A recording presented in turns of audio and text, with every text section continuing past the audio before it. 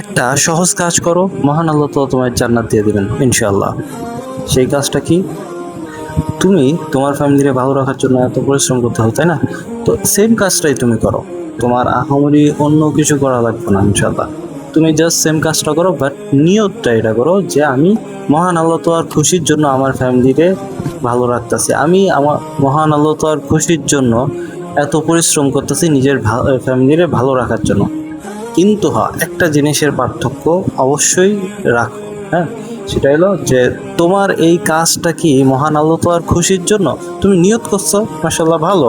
But যদি তোমার কাজের পিছনে, যেমন মনে করো তোমার বাড়ি করার পিছনে বা তোমার গাড়ি কেনার পিছনে যদি এই কারণ লুকিয়ে থাকে যে আহ, লোক দেখানো, হ্যাঁ, মানুষকে দেখানো, এই জিনিসটা যদি তোমার নিয়তের মধ্যে থাকে, তাহলে এটা তোমার জন্য সমস্যা হতে পারে ইনশাল্লাহ।